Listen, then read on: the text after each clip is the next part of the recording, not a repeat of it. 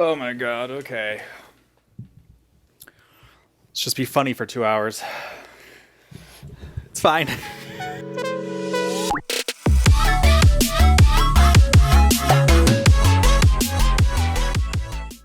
I feel you, dog. You know what, Paul? I'm burnt out. I'm running too hard. I'll tell you something. If you need anything from me, you let me fucking know. Okay. Okay? Over the next couple weeks. Yeah. Just whatever. You. Well, and I mean, that's podcast, but that's also like as a friend. Yeah. Like if you need something, you let me know. As someone who can't ask for help, I'm telling you to ask for help, which makes no sense. But I know. I don't know how to ask for help. I just one day I'm going to snap and disappear into the woods. Yeah. Oh, I'm rewatching Yellow Jackets. Oh, are you? Yeah. Dude. Fucking love that show. I love that show, too. I can't get enough of that show. First time I watched that, I was like, what am I? This is amazing. I didn't watch it for a million years, and Maggie kept saying, watch it. And I was like, I'm going to trust this bitch. For sure. And then I watched it, and I was like, fuck, sometimes she is right about stuff. Sometimes she is right about stuff. And then, Taylor's ever watched it. So I was like, would he be into it? Well, I think so. I don't know his vibe. Everything about it to me, I was like, Taylor's going to like this. That motherfucker just watched, start to finish, A Discovery of Witches. Oh, Worst. I watched the first season. Yeah, and it's bad. There's only, how many seasons are there? I don't know, but it's bad. I didn't even watch it. I made him wear headphones to watch it while I gamed, and I didn't have to watch it. Yeah. I didn't have to hear it. Yeah. And I was just like, this sucks. Bad. Bad. My mom's not going to like you saying that. Paula, I don't care. Listen, man. The thing is, I get it. People like bad shows. I loved Charmed growing up. Right. You're allowed to like bad shows. Taylor likes Supernatural. Hate. Never seen an episode. That dude's so fine. I know. But other than that, bad. Writing's bad. Production's bad. Editing's bad. Yeah. I can't watch it. Yeah. But then, I was like, let's watch Yellow Jackets. And now he's like hooked on it. He's like super into it. I have been recently thinking about rewatching Normal People, and I'm like, should I do that? Oh, I didn't watch that. It emotionally destroyed me, but I did watch it during lockdown COVID. Yeah. Taylor, I've tried to watch that. I just can't. I was like, I can't get into it. First of all, stories about straight people, I don't really get into it. Yeah. And then sad Irish, or what is it? Paul Mescal? Yeah, sad Irish. It's just like sad Irish stuff. It's just like gloomy gray. It is, big time. I already live that life. Like, that's how I see things. I don't need to see it on TV. Like, well, that's why I was like, do I really want to hurt myself again? Like, Jesus. Sometimes I do want to. I did that on purpose last week. I read this book. I had no clue what it was about, went in completely blind, and I was like, oh, so this is the most heartbreaking thing I've ever read. And then when I was like, had to sit down at the end of the night, I was like, well, I can't just sit here and keep listening to this book. Yeah. So I picked it up on my Kindle. Because I was like, I have to fucking know what happens in this book. It's 425 pages. I cried for 400 of them. But you know what? I felt better after. Sometimes I love a cry. I did. I was like, I need to know what happens. Yeah. I did like the ending. It came together, but it ripped me apart, and I did like it. So sometimes it feels nice to do that. Sometimes, and this is going to sound crazy, and that's whatever, because that's really where I am. It's like, crazy.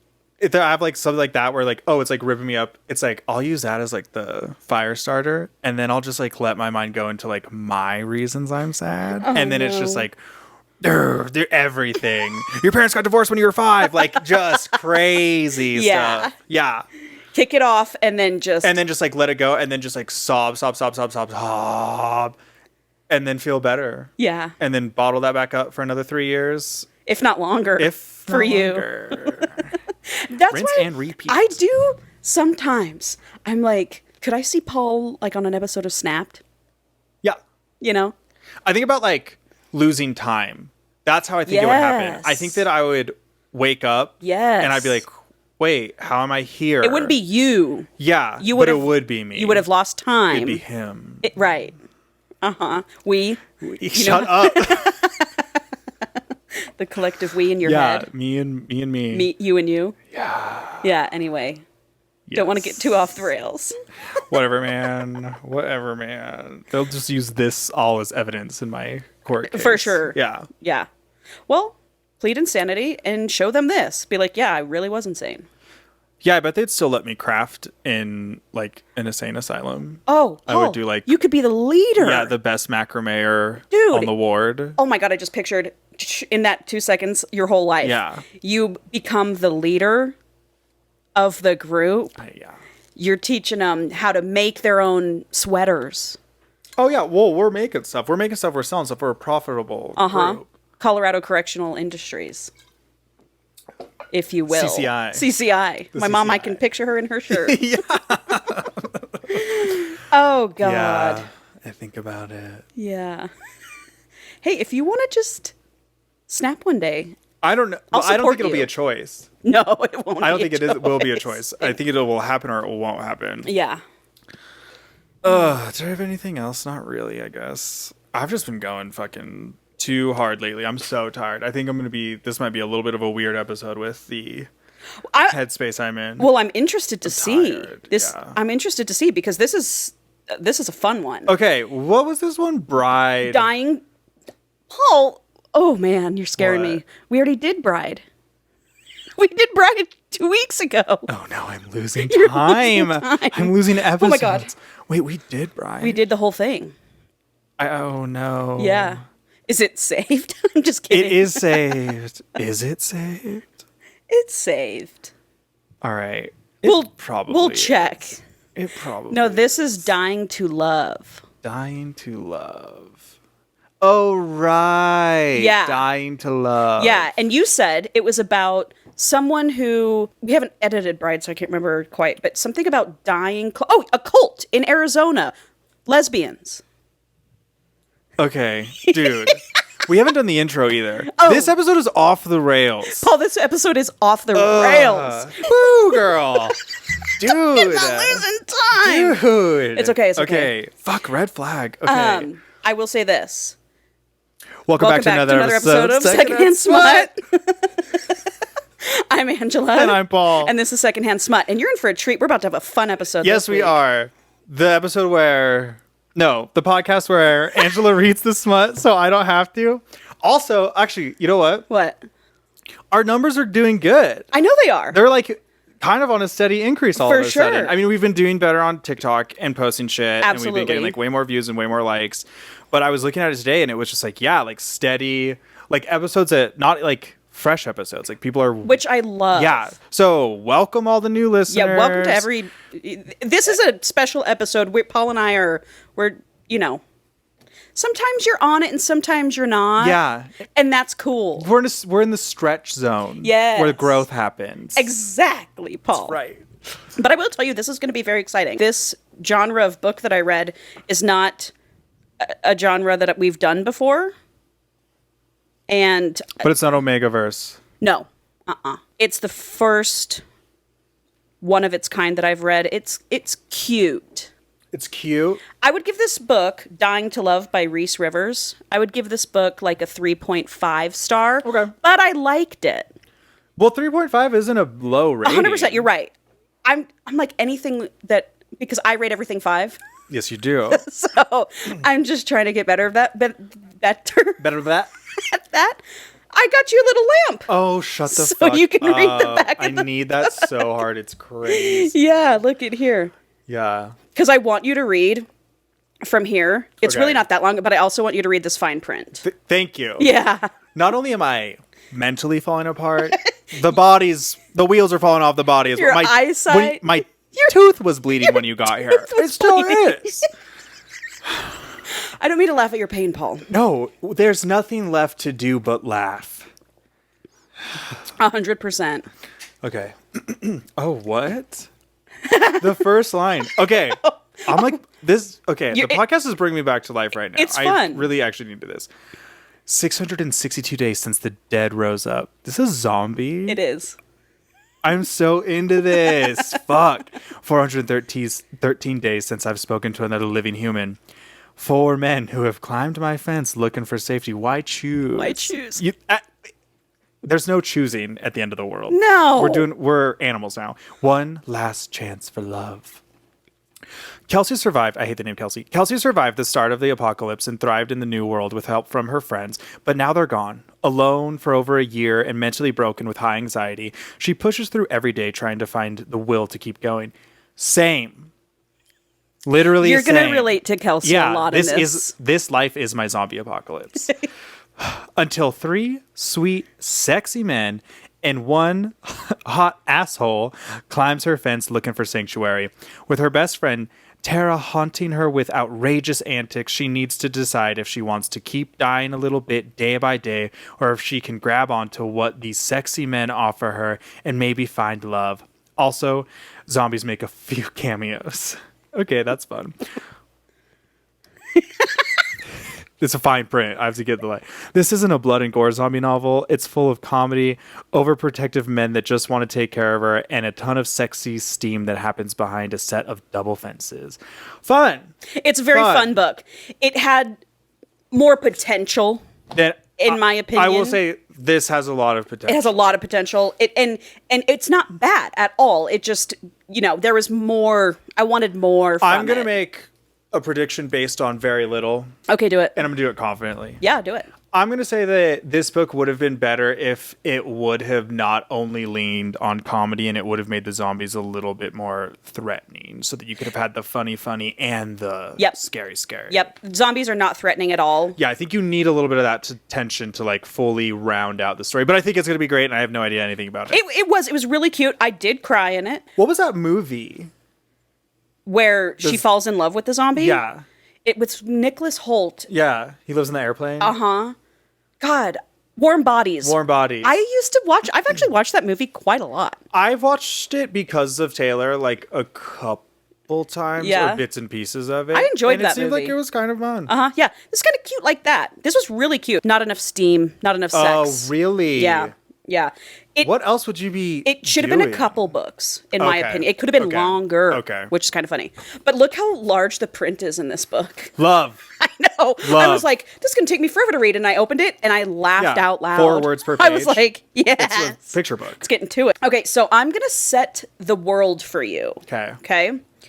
Kelsey's scene. You're going to be into this. Okay. Because what's that video game that you and Maggie played where you built on the island? Oh, The Forest. The Forest. And Sons of the Forest, Oof. the follow-up. Scary video game, by the way. It's so fun. That was kind of what I had in mind. We're in the forest. Perfect. I would fucking thrive. Somewhere in the United States. I'm picturing NorCal. Okay. Northern California. NorCal water trash. Okay, so she's Kelsey, our FMC. She's really skinny. She has not been eating. She has not been taking care of herself. Yeah. Wait, though. Oh, it's not on purpose? Nope. I'm going to give you the whole rundown, just let you know what she looks like first. Long, brown hair, very pretty. Love a brunette. Love a brunette. And just emaciated. She dream. is living in her apocalypse empire, sanctuary is what we'll call it. Yeah. 2 fences. Mm-hmm.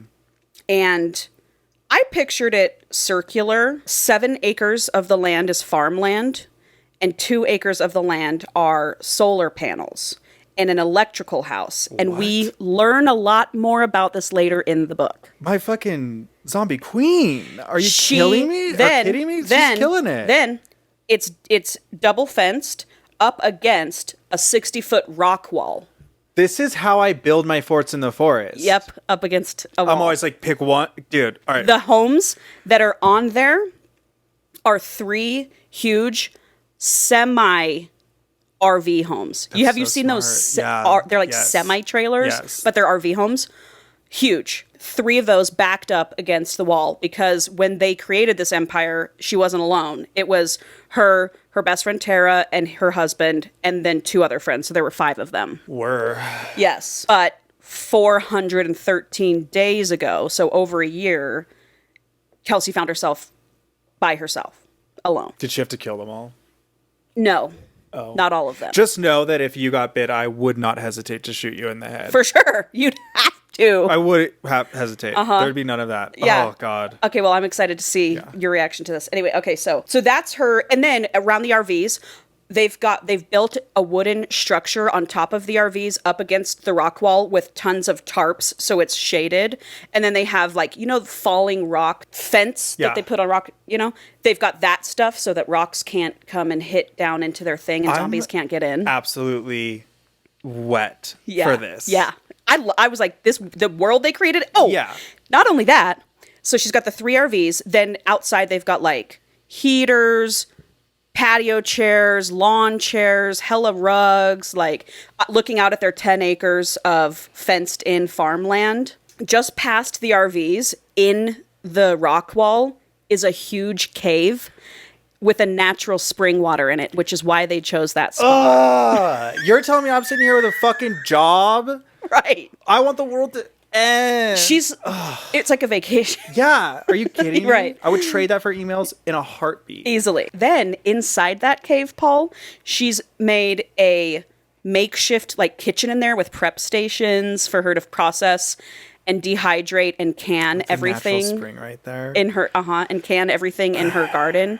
Which it's not even a garden, it's a farm. It's a farm. That's acres. Then she's got like a makeshift gym in there with weights and stuff. They kind of put up drywall in this cave to make like little rooms. Why not? So one room, you're also going to be wet for what I'm about to tell you. Anyway, so we've got the cave, we've got the RVs, we've got the land, we've got the solar panels, fresh water, all this shit. Okay, so now that we've set the scene, she keeps continuously canning food and dehydrating food, and one of the RVs is literally completely filled with food that she's like, what if someone comes along? Like, she's desperate to meet someone. She's like, I want to be prepared if I meet someone. I'm not going to let all this food go to waste, all this stuff. Yes. So she's got lots of food. She was in residency in medical school when this happened.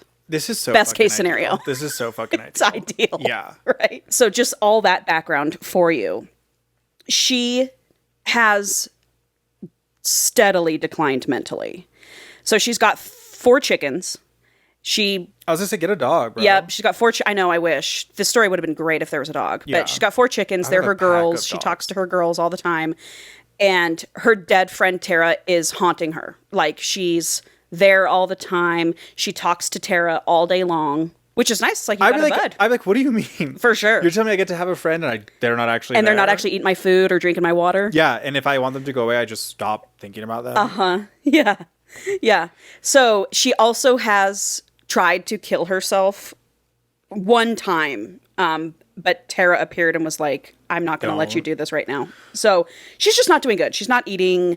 She's seeing people going crazy. She wakes up one morning and she's feeling suicidal again. And she's like, I just don't understand what is the fucking point. I'm just too curious for that shit. For sure. Yeah. Because I'm just like, the choice is die or see what happens. Right. Well, I'm going to see what happens. Because I'm going to die anyway. Because either way, they all lead to death. Yeah. So I'm just going to see what happens. It's very true. Especially if things are good. Right. Things are good. This sounds nice. Like, not to be that guy, but like, I was good in COVID. Right. I said, oh, no more people? Great. No more people. Oh. Yeah. Sick. Yeah. Okay, so. Not to, I know it was bad. For sure. We've lost a lot of good ones. 100%. 100%. You're not alone. You're not alone. But I did like it. So Tara that morning is like, get your ass in gear, girl. We're not doing this today. You got to get up. You smell like shit. Your house is a fucking wreck. You've got crops to harvest. Like, get up. So she does. She gets up. She gets a little bit of motivation. In fact, she spends the entire day doing a self-care day. So she's got she's got her big RV, and then like Tara and her husband's RV next to her. So she's just like taking a shower for the first time in however long. She's washing all her clothes. She's cleaning her RV, doing her dishes, and then she goes over to Tara's place, finds some cute clothes, puts some makeup on. They've got like boxes of hair dye that they looted. She dyes her hair. Yeah, I mean, why not? For sure. So she's feeling good. She's feeling better. And she's going to have a hen party that night. She's going to go dance with her girls. And the scene was really cute. She like... I'm sorry, this is sounding fucking sick to me. Yep. The way I need this right now. Totally. She makes a margarita. She walks over in her dress and her boots to the cave, which the chicken coop is in the cave, by the way. She opens the chicken coop and she's like, the chickens' names are Snooki and JWoww and Cardi B. Yeah, dude. Yeah. This is pretty cool. So she puts her headphones on. She's got her like iPod or whatever, and she starts dancing and listening And then, or no, it's a phone. It's not an iPod. It's a phone because she gets an alert on her phone. I know. Like, what cell towers are even happening? Right. I was reading this and I was like, y'all better tell me how. fix this. Yeah. Before, because I'm not just going to believe. Because everything's been really good so far. Right. Well, and the solar panels, immediately I was like, solar panels. I was like, but you've got to have electricity, like, the solar panels do go to some sort of Yeah, they have to go like a battery bank. Right. It's not just constantly. They do answer that later in the book, thank God. Anyway. Did you ever watch it was like a reality TV show on maybe Discovery or something like a long time ago. Yeah. And it was like not for a reward or anything. They just gathered a group of people that would survive the apocalypse alone together. and afraid, naked and afraid. No. And it's like they put them in like a warehouse in like an urban area, and they did like simulated like raider attacks and stuff. Really? And they had to like figure out how to like get water, like using like the old like systems that we had, like what you do. And like one like kooky old professor guy like fully made solar panels and like got him and a battery bank out of like car batteries and like had them where like they tracked the sun through like this really simple thing. I was like watching it like this is going in my subconscious so that when shit goes down, like I'm gonna have like a That's So Raven moment and be like, oh, I know exactly what to do. For sure. And I'm gonna keep us alive. For sure. Anyway, back to it. Love that. No, I haven't seen it's that. Possible. It made me be like, oh, this is possible. Paul, they should make that show on Netflix or something. They should, because it was, I don't think it like blew up. I think it was called like The Colony. There was like maybe 2 seasons. One was like in a warehouse. Wait, that is kind of ringing a bell. And then one was like in swamps and they had to like go do swamp shit. I feel like that show would be important right now. It would be very important right now. Anyway, okay, so she's getting an alarm is going off. Yeah. She's like, God fucking damn it, I've got birth control. I got a breach. Oh. Time to take your birth control. She's like, I have a breach. So gets everything, gets the chickens in there, gets all her guns, gets whatever, like goes into a gate in the fence, walks around in between the first and the second fence, and she sees a group of men have jumped the fence. And one of them has his gun aimed on her, and she walks up to him, and she's just like, this move. Guns up against his head now. And she's like, drop your fucking guns to all the other guys. Yeah. And they like look at this guy. He's clearly the leader, and he just like gives a nod, and he's like, yeah, drop them. Everybody drops their packs and their guns, except for one who's extremely reluctant to do it. He's clearly the broody one, the asshole. So they're like, we're so sorry. We didn't know what this was. We've been out alone for the past 2 weeks. We're not in a good place. One of the guys is extremely injured. It's 5 men. We're losing one. It's 5 men. So he's like, I need to tell you, like, there's a horde on us. And a horde is like $150 or more. Oh, damn. Yep. But so she's like, good with the fence. The fence is good. How do we fence is fine. Okay. Fence is fine. No breaches. Yeah. It was just them. She has sensors, and they triggered a sensor. So she's like, thanks for bringing a horde. Hold the fuck on. Gets in her fucking phone, starts doing all this shit, and she can slowly hear them tapping on the wall. They're all piling up on the wall. She can hear it. She presses a button, and you hear way off in the distance really loud music. Oh. And then she waits like... Girl, this is dope. A minute and a half. She presses another button. Very faint music. Far away. I thought it was going to be something where like they all died somehow. Like she's like, let me just boop, boop, boop, boop, and kills them. And I was like, all right, well now this is getting crazy. Oh, no. But music, this is like... And then she waits after initiating the second speaker, she waits 5 minutes. And you can see she presses another button, and like 1.5 miles or 2 miles away, fireworks go up in the sky. And a big cannon. So she's got... They built a system. What the system does is the firework and the cannon is on the other side of a quarry. So they all fall into the quarry.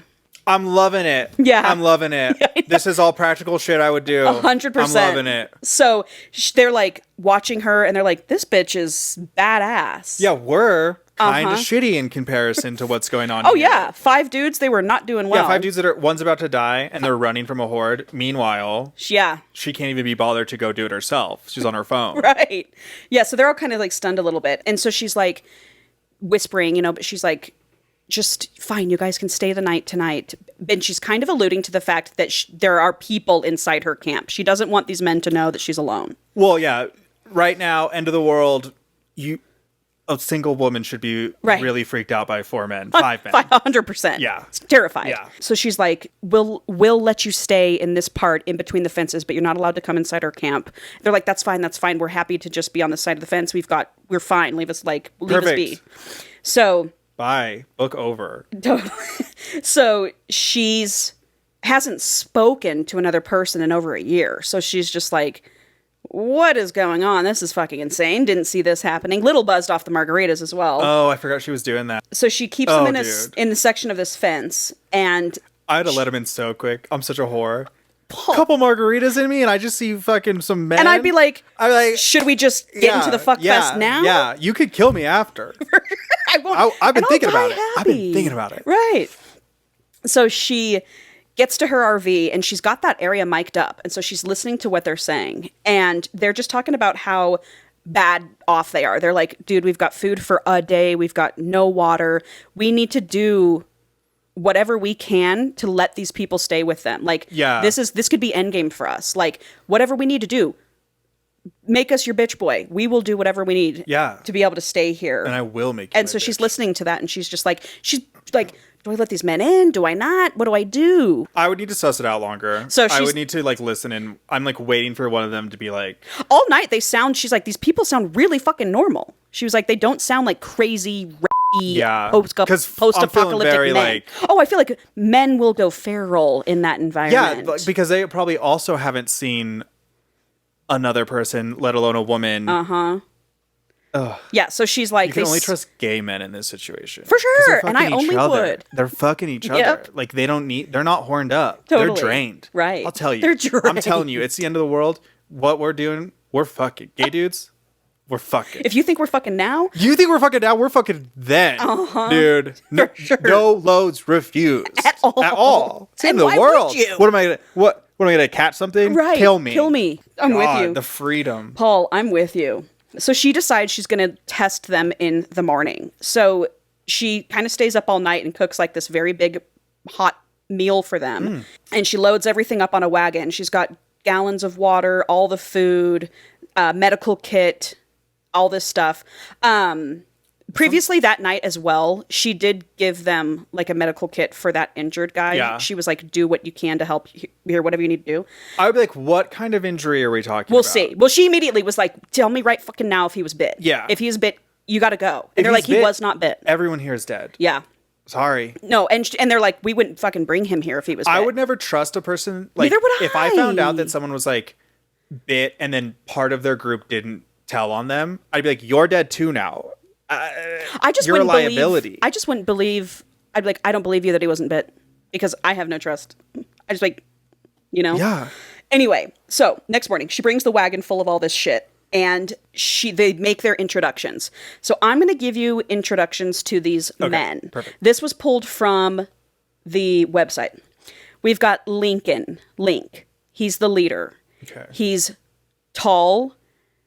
Jacked. Blonde. Should I think he was blonde? Yeah. There's a Grey's Anatomy character named Lincoln, and that's who I'm going to picture because it fits perfect. Yeah, I think he was dark blonde. Brown blonde. Too many muscles to count. He carries the crushing weight of responsibility to see his brothers through safety.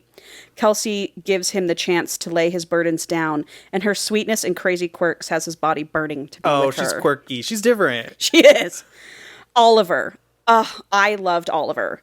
Calm, cool, stoic, in control of his emotions until Kelsey flips all that control on its head and tangles him into knots. Only her sweet, sexy mouth can smooth out those knots so he can find peace. Oh, she's mouthing his knot. That's what you're telling me. So that's what I heard. That's what I heard. That's what I heard. Grayson Gray. He's our golden retriever. Okay. But cut.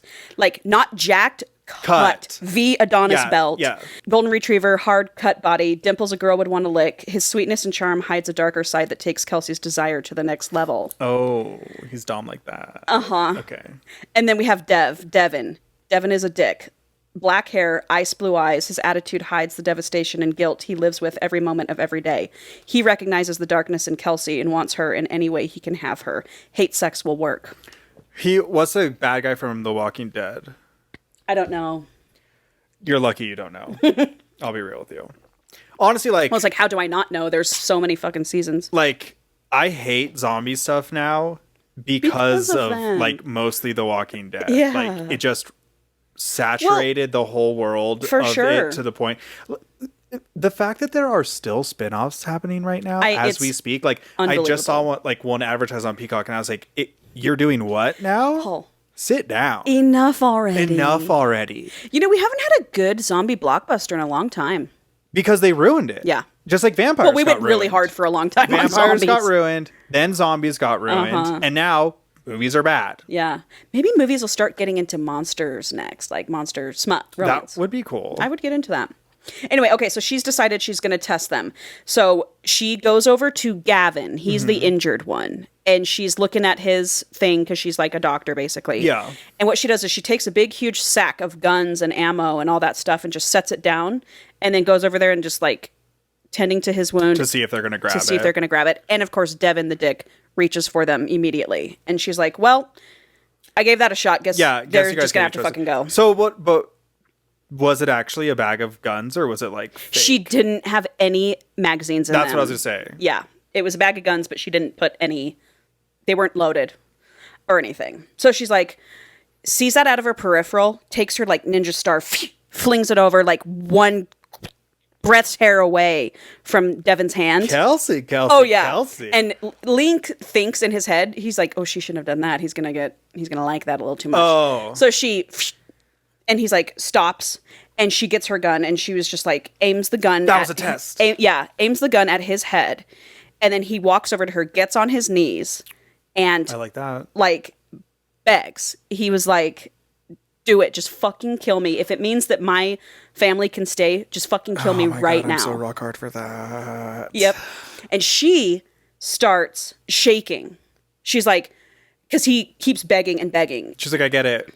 He says, trust me, kill me. I deserve it. Just kill me and let them stay. And then she starts like silent tearing, shaking, and then just kind of runs off, opens the gate, and they can hear her scream, Tara, where are you? And so they're like, what the fuck? And then Lincoln is like, Devin, you can leave the fucking guns alone for once. Like, for 15 we just minutes. decided we wanted to do anything we could to stay here.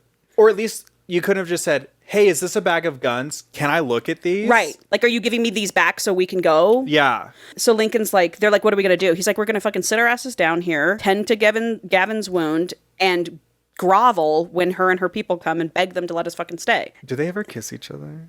No. That was why this has such a low rating. There was no... Let's just get through it. I know. Paul, no one was more disappointed than me. I know. Literally, I believe that you're more disappointed than I am. Seriously. So then we get back to her perspective. She's on the inside of the wall. She's crying, shaking, having a panic attack, having flashbacks to Tara knelt down before her, begging Kelsey to kill her. So she clearly had to shoot her best friend in the head. And what Devin just did triggered her. Tara appears and talks her down. And she's like, I'm just going to tell you, your intuition about these men is not wrong. These are good men. You're going loopy. Let them the fuck in. There's just not that much to lose. No.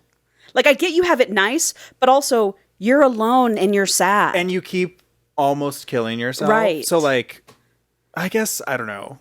I mean, what's the worst that's going to happen? They're going to hurt you badly? I'd rather kill myself than be, like, tied up and assaulted until I die. Right. But right. Sometimes you just got to risk it. You do. Sometimes you have to say yes to life. You do. Yes. And she does. She says, so she tells Tara, she says, okay, fine. She gets back there and Devin is like, I'm so sorry. Whatever just happened, I clearly did something. I wasn't going to use these guns on you. I need you to know that.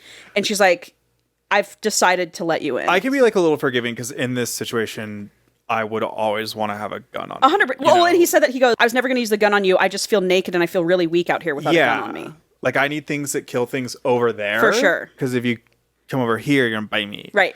I'm not trying to get bit. So she lets them in through the gate. She's like, follow me, grab all your bags, carry Gavin. And they come in and they see this sanctuary. I would be so stoked. Oh, it would be beyond. I'd be sobbing. I'm tearing up right now. For sure.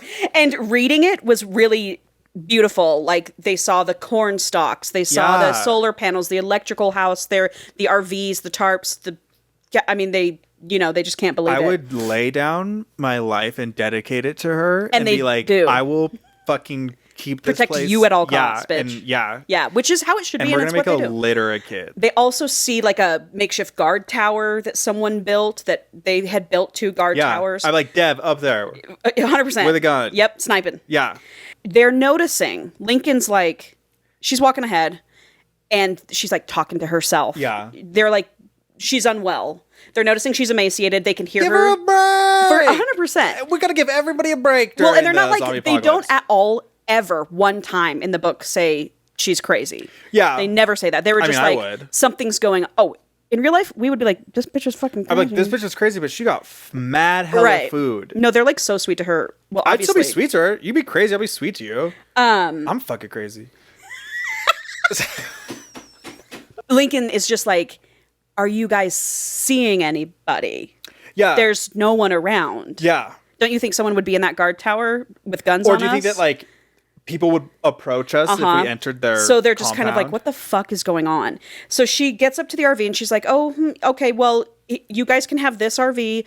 I live here. This one's full of supplies. She's like, Gavin is declining very quickly. She was like, I'm going to take him into this RV and I'm going to do whatever I can to clean his wound. He got struck in the gut Yeah. running away from a zombie and a metal piece of a car. Yeah. It's bad. Yeah, it's bad. So Mercy kill. while she goes to tend to Gavin, Link is just like, hey, where is everybody else? And she's like, oh, no, it's just me. So who? It's just me. I just live here alone. Yeah. And they're all just like, what? What? Yeah. They're flabbergasted by the supplies she has, the clothes, the showers, the water. They're just like, what the fuck is going on here? Yeah, this is like a modern society. This is like creature comfort. I'd be very confused about why she's so skinny if she's got a literal truck full of food. Yeah. They were like, well, she's clearly not. Devin was like, she's clearly not doing. She's not eating. She's choosing not. She's choosing to and be in that in the moment, state she's in. She just keeps being like, okay, well, since you guys are here, like you've been on the run, she's like, why don't you relax? I'll go make us some food. They're like, stop moving, sit down, like, let's talk. This would be my dream. I love cooking for people. I love taking care of people. For sure. I would be like, this is so fun. And she definitely has that in this book, which I did love. But they were just like, please sit down. Like, you just let us in. You fucking got rid of the horde. You just took care of Gavin. Like, can you calm down? Like, we'll help you with it. Yeah. Whatever you need help with. You've been more useful than we've been in weeks. But she's like, no, I've got it handled. She's so used to just like being hyper independent. So Yeah, what's up? I wrote down here, since she only talks to chickens and her dead best friend, you can imagine she's a little neurotic and awkward. Oh, yeah. So while she's having this interaction, she can, with them, like Lincoln keeps looking at her. He's like, this woman's beautiful. Mm-hmm. And she keeps accidentally saying like sexual innuendos. She keeps like saying shit that comes out very naughty. Yeah. And she's like, I sound like an idiot. She's like talking to herself. She's like, I gotta go. I'm gonna go to the cave and fix dinner. And meanwhile, she's like talking to herself on the way to the cave. Well, and Lincoln's just like smirking at her. He's like, she's so cute. Is that like, I will start talking out loud. Yes. I talk to myself out loud a lot. So if I hadn't spoken to another person, but like chickens and shit for a year, no thought would be an inside thought. No. I would just be like, hot. She basically was. Yeah, like dicks. Paul, hot dicks. I wish I could show you the dialogue. She basically was That's doing what I would that. be doing. I'm like, whoa, look She at was his like abs. drooling. Yeah. Like, So she runs off to the cave and starts cooking them food. And like, first of all, he was like, you made us breakfast. We haven't had hot food in months and months. Now you're making us fucking dinner. Like, they're just like, this is insane. chicken parm tonight. I got a ton Actually, of cans it of was a tomatoes. big, huge spaghetti dinner with garlic bread and all this stuff. And they were just like, I was just thinking what cans well. Yeah. Tomatoes and tomato sauce totally cans well. Like Grayson, I think, follows her into the cave or something and like takes a big, huge whiff. And he's like, this smells like my mom. I never thought I would smell this smell again. Oh no, I just thought I was going to be eating like power bar trash food until I die. So she's having little moments. Granted, they've only been there for 7 hours, but she's having little moments they've been with in the wall each for of them. 15 minutes. And then Devin follows her into the cave because he's like, I don't trust that this bitch is alone. Something's going on. And he catches her talking to the chickens. And what she's saying to the chickens is she's like, I can't remember it exactly, but it's along the lines of like, there are men here, ladies. Yeah. MEN. Ladies. She's like, this is not a drill. Yeah. There are stacked men hot dick. in here. And Devin can hear her say that. So he's just kind of smirking. He's like, okay, maybe she really is alone and like, she's And crazy. and crazy. I would like, she's acting like someone who's been alone for a long time. Right, exactly. So he like walks away, lets her be, like, she doesn't know he saw him. He saw her. He's saying in his head, he's like, well, so what if she's beautiful and generous and kind and a total fucking badass? We've had a woman come between all of us before and we won't do that again. That's because you need to all come together. Right. Well, they did with the other one. Okay, anyway. So I want to read you this little bit about the woman that they previously had. What was her name? Mia. Okay. Oliver crosses his arms over his chest and shakes his head. Don't you think you're jumping the gun a bit, Dev? We've barely been inside the fence for an hour, and you're already assuming she's going to be interested in any of us in that way. Now it's my turn to scoff. Please, 4 guys and 1 woman, end of the world, all of us living together, you both know something's going to fucking happen. Oh, yeah. Gray takes that moment, because while she's cooking, they're sitting and being like, she's really fucking hot, is she not? Yeah. And like, babe alert. Yeah. And so Gray takes that moment to come out of the camper after his shower wearing new jeans and a fresh t-shirt. What's bound to happen, he says. Oliver tells him. Dev thinks this will be another Mia. What the fuck, man? First of all, they're night and day personality-wise from what we've seen so far. Second of all, slow your roll. We've been here 2 fucking minutes. And third, can't you just try to be happy about something for once? Seriously, go take a hot shower. It'll help you lube up enough to pull that stick out of your ass. Then they don't kiss each other? I know. Then I'm going to jump. Because I want to finish Mia's story for you. This comes much later in the book when they're telling Kelsey about Mia. Yeah. But I just want to finish the story because it doesn't really matter. Okay, great. We found her trapped on top of a transport trailer roof, surrounded by the dead. It felt good to have someone after losing so many before. She showed us gratitude by offering her body to us. We aren't assholes, so we made it clear that wasn't required, but she wore us down after a few weeks of throwing herself at each one of us. We probably should have known better. Mia always had a hard, brittle edge to her, but I won't lie, it was nice to have a little bit of comfort and release in this shitty world. Even though the sex was great, none of us developed feelings for her. She always kept a wall up between us that stopped anything else from forming. I think she got bored. It's the only reasoning that I can think of that makes sense for what she did to us in the end. She started saying shit and making up lies behind our backs, trying to stir up drama. When she finally realized that we wouldn't fight over her, and that we were done with her shit, she stole most of the food we had left, took off in the middle of the night, leaving the gate and doors wide open for the dead to come in. We almost lost Oliver that night. After that, we promised to never let a woman jeopardize the lives of our friendship again. Well, you can't blame all women for a dumb and bitch. they don't. Well, and they don't. Devin's trying to, and that's why Gray is like, she's not fucking like Mia. Yeah, because it's like, you know what? We know some Mias. Yeah, for sure. We know some Mias that would literally do that exact same thing. Sure who would homie hop their way through, and then when they are not fighting over her, steal everything, leave, and let the zombies. Like we've seen them do that. We sure have. So I know that bitch is out there, right? And at the end of the world, they're still there. Yep. Well, Mia's dead now. Good, in my opinion. Anyway, so that's Mia. They've got reservations about Kelsey a little bit because they don't want that situation to happen again. Spoiler alert, that doesn't happen. Yeah.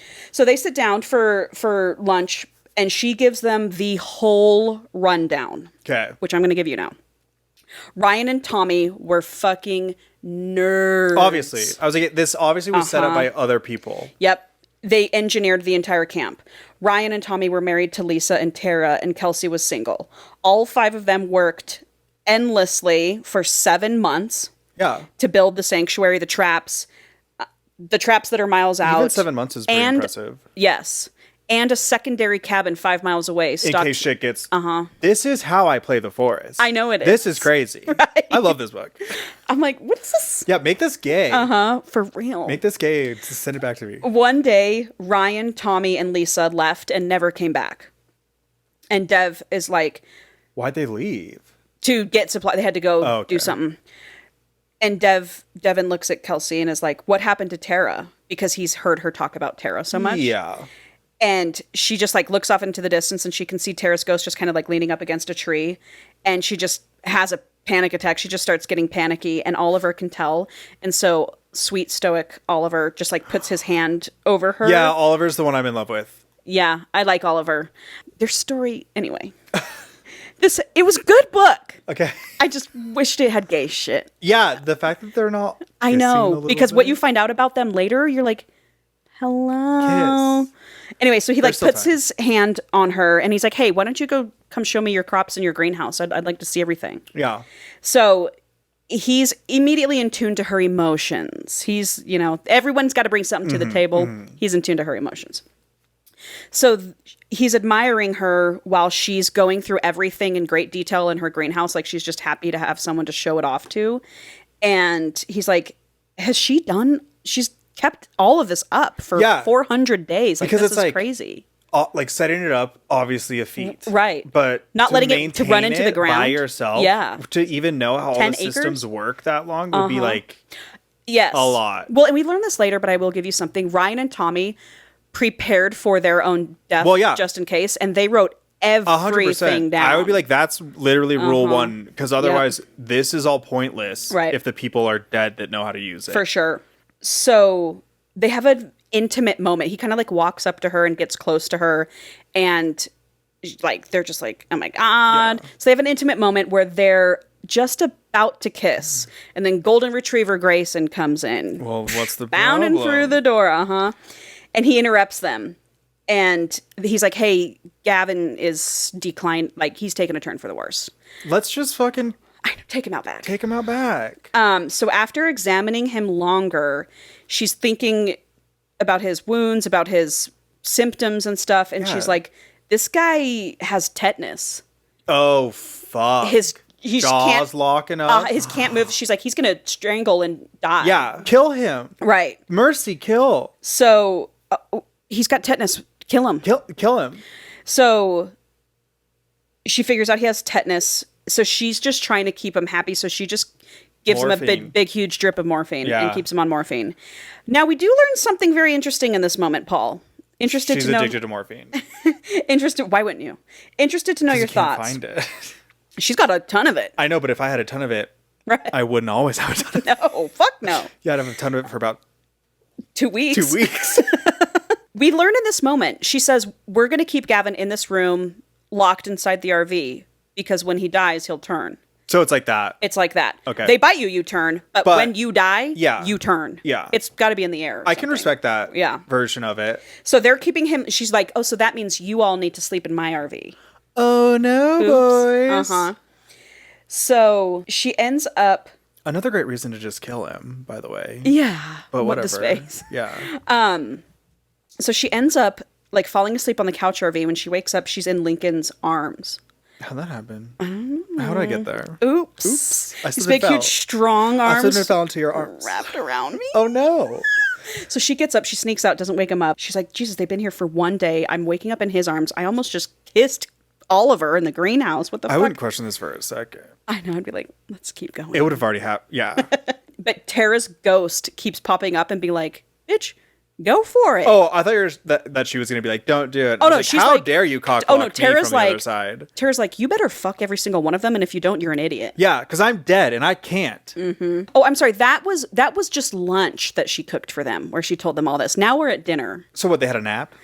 They had a nap. Yep. So now we're really at dinner. Okay. Oh, this is just one day. Day one. And she can't get over how good it feels eating with them. They always let her sit at the head of the table. That's right.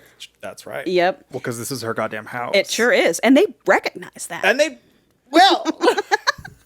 And she's like, this is just so nice. Everyone's so gracious. Devin's an asshole, but she gives it right back to him. And they clearly have like a fun, playful thing going on. Oliver takes the caretaker role. He's like, inside of him, he's like, I can't sit here and watch her not eat. So he keeps fixing her plates and giving her food. And he's like, eat. I would, yeah. Mm-hmm. I would force feed her. Yep. I think you have. He's like, I don't want to, but I will if I need to. Yeah. She tells them, she's like, I brought all these old phones for you to use. I want you to be able to access the security and the speakers and stuff. And they're like, okay, explain to us how that works. What Wi-Fi network do you have out here? Grayson sets his napkin down and asks, you said you tell us about the cell phones. How does that work? Right. So I'm not even going to pretend that I understand how they set it all up. But when they tried to explain about closed networks, repeaters, boosters, and code, my brain just kind of shut down and my eyes glazed over. But both Ryan and Tommy were tech gods as far as I'm concerned. And honestly, if something starts to glitch, I have no way to fix it without any tech support. So I'm basically screwed if shit goes down. You have tech support now. I used to be a web and app designer, always tinkering with electronics. If you're comfortable with me taking a look at the setup, I can, if you need. That's Grayson. Yeah. I sit up straighter in my seat. That's amazing. All the fence alarms and redirection traps are tied to it. You have no idea how worried I've been that something would happen with the system, and I would be left without security or any other way to draw the dead away from here. This is huge, Grayson. You'll be a huge asset. She's like, I can give you the schematics and the user manuals. Tommy put everything together. He nods and then tilts his head and he says, Tommy Akaido? Oh my God, I know him. And we went to high school together. And she finds out, she goes, you know him? And he goes, I know of him. Oh, he's like famous. Uh-huh. He was like, he was going to be the next Zuckerberg, the next, like, he's like a crazy genius. Lucky you that you were just friends with a genius. Dude, yeah. What happened to us normies? You know? Yeah. Well, I was just thinking, I was like, it's probably not that complicated. Like, if he set it up, I could probably maintain it if it's just like closed networks and repeaters. Yeah. That's fucking easy. Okay. But the like programming part of it. Right. But Taylor is a fucking programmer now. We need to just come up with a meetup spot. Yeah. Yeah. The thing about Taylor is he's just too soft for that life. So I'm going to have to do a lot of taking care of him.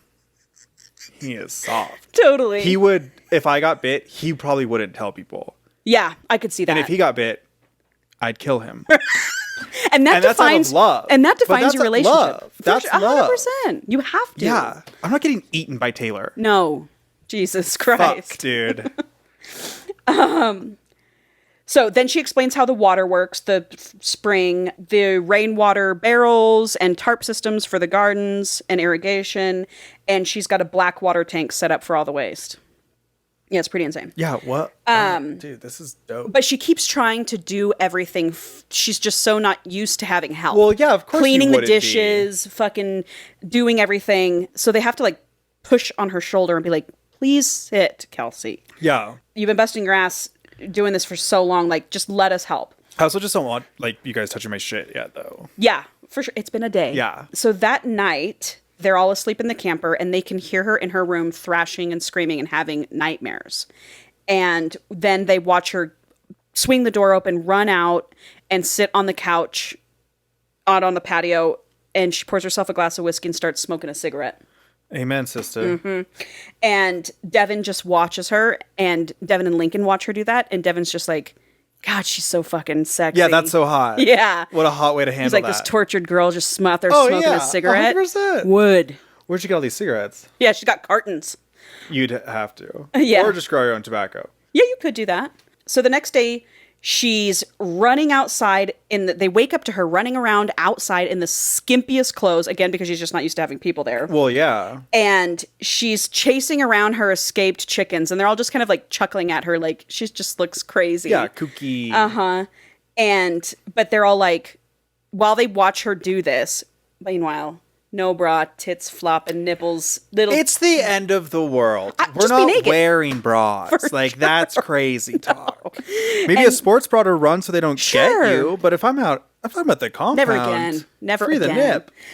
So they're all just kind of standing in a line watching her, and they all just like look at each other, and they're like, "We're in agreement that we're in this, right?" And we they're should like, all jerk off together. So right, we should kiss each other's dicks. We should all kiss, right? So they're like, yes, we're in this. Let's take care of her. Let's help her. Let's do everything we can. So Link runs after her with a hoodie and some boots into the chicken coop and hands it to her. And she starts rambling. She's like, oh my God, thank you. Like she was on all fours and she had her ass up in the air trying to fix the fence. And he's just looking at her. She's like, just cute, funny, hot, whatever. Yeah. He throws the hoodie on her and gives her the boots. And she's like, I must seem insane to you. And he like grabs her and then like squeezes her ass. Oh yeah. My God. Squeezes her ass, hauls her in, and he goes, we're not going anywhere. And we've got a first class ticket on your crazy train. We're all aboard. That's right, you are. Uh-huh. And you should be so fucking lucky. And so and then he kisses her. And she's just like rubbing up on him. She's like, oh my God, I can't believe this. Are you kidding me? And then Oliver interrupts. And he's like, my turn. Time to come eat breakfast. Oh. So she's like, oh my God. And it was Oliver who she almost kissed yesterday. So she's like, now he just thinks I'm some whore. Slut. So she's like, okay, thank you. Gotta run. So she runs out and she feels super guilty. And then he stops her and he says, Oliver, he grabs her hand and he's like, you did nothing wrong. with me Yeah. or him And if you still want to kiss, or I'm down. any of us, if anything happens with any of us, you wouldn't have done anything wrong. It's all fair game. And she goes, she's like, is he saying what I think he's saying? Yeah, he is. So she gives them the full tour that day, shows them everything, even in the back of the cave, a hidden wall, a false wall into like all the guns, weapons, medical supplies, like the shit they need. The gym, obviously, they're stoked about that, all that shit. She's decided that she's fully, after showing them that room, she's like, I'm giving them all my trust. Well, yeah. I'm also never lifting a gun up again. You guys will be protecting me and killing things for me. Not her. She's like, I can take care of that. myself. I mean, I can if I have to, but I don't want to anymore. This sucks. So later that night, this all happens in the span of like 2 weeks. So Yeah. later that night, she's prepping dinner, and Oliver is kind of like watching her sway as she's listening to music and like cutting up food and stuff. And he goes up to her and he just like lifts her up, puts her up on the counter, and just kisses her and like starts rubbing up on her and all this shit. And he slides his hand up her shirt, and then we hear, as hot as this show is, the food's gonna get cold. And it's Lincoln. And she's like frazzled. She's like guilty, whatever. I'm like, so you think it's hot to watch me fool around with her? So you're a little gay. You're a little gay. So you're a little gay then. Yeah. I'm working whatever angle I can to get it to be a little gay. So she runs away again, and Oliver just looks at Lincoln and is like, "You're a fucking idiot. She's gonna think she did something wrong by kissing you and now kissing me." And so Lincoln goes to her RV and like knocks on the door. He's like, and he says this. He says, "Honey, will you please come out, sweetheart? We'd really rather you be out here." And so, Don't you honey me. So she calms down. She comes and sits at the dinner table. And when she gets there, Grayson like grabs her hand and kisses it. And then Devin picks up her feet and puts them in his lap and starts rubbing her feet. Now someone draw me a bath. Right. Let's Hello. go. So she's getting her foot rubbed, and she's like, "Is this really happening? Like, Or is I'm this kissing them? another hallucination?" Right. Or am I really truly insane?" Yeah. So they tell their stories while he rubs her feet. They were all roommates. This is what we learn right now. Roommates before the outbreak. Lincoln was a firefighter. Grayson was a tech guy, but hot. Hot tech guy. Oliver was an engineer. And Devin, well, he skirts around the topic at this point, and she lets it go for now. What was he, a hitman? Stripper. No, you're not. You're never going to believe it. Oh. What they don't tell her is that they all were foster children who had been given up on and met at a group home when they were 14. So they're borderline brothers. Yeah, they call each other brothers. They are brothers. Yeah. But they're not related. They could still have sex with each Yes. other. No, they're the kind of brothers I like. Exactly, Paul. Yeah. Thank you for being on my side. Yeah. So they're interrupted with thudding coming around from the RV that Gavin's in. Oh, okay. Gavin has died. turned into a zombie. And she just feels so bad. Like, she was holding his hand while she was giving him morphine, and Devin comes in, this was previously, and was like, "You really don't have to cry over this guy. We didn't even know who he was. We just picked him up because he was injured. Like, he wasn't part of our crew." And she's like, "It doesn't matter. What matters is that he's dying with no dignity and no family around him." Yeah, alone. So she's sad that Gavin is going through this by himself. So Devin... So, they can hear that he's turned. They know that they need to kill him. So Devin carries her into the RV and sets her down. So she's straddling him, and he's just like rubbing her back while she cries. And she's just saying like, "I'm so sick of all this death, all this stuff. Like, I bet. I'm just sick of how bad it's been." Even I would be sick of it. Which is a lot to say. So then Link comes in after Devin lets her cry, and he's like, "Hey, like, we've got this situation taken care of." And so she gets up a little bit and she goes, "I'll go get the bleach and the cleaning supplies. No one can use that camper until we decontaminate it." She tries to climb off my lap, but I pull her hips close again. "No, you don't," I tell her in a hard tone. One other person who's here do something. Yep. Grayson steps up behind her and rubs her back before nudging her against me again. "Just stay here, Kelsey. You don't need to handle this. Just let us do it. You've done enough for today." Jesus Christ. This is doing it for me. I know. 4 big, strapping, strong men forcing me not to do things, and they're going to take care of it Wet instead. for it.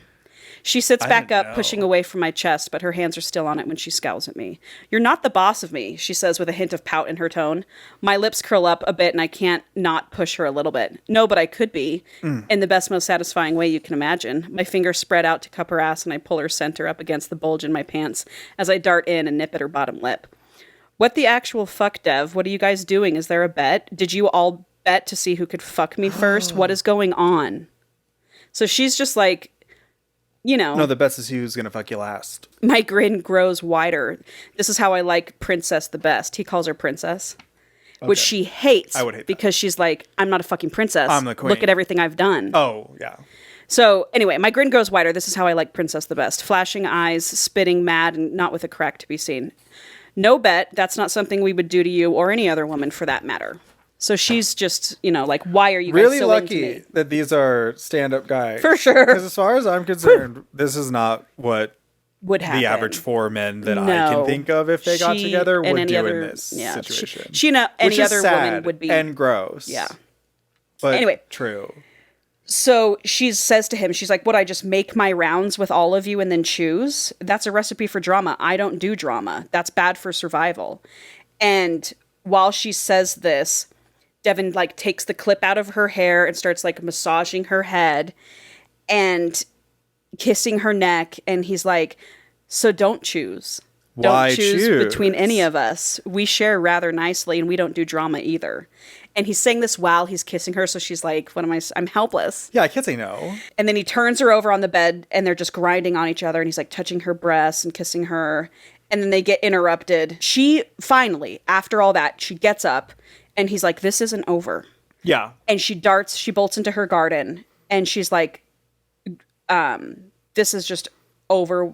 Who says that? Someone says to Devin, like, this is really overwhelming for her. 4 men show up and she's been isolated for a year fighting the undead. Yeah. She's like, we need to give her some space. Oliver says that. So later, Of course Oliver said that. yeah. So later that night, Devin hears her having nightmares again. And when she sneaks out for a drink and a smoke, he follows her. And he's had insomnia because of his demons.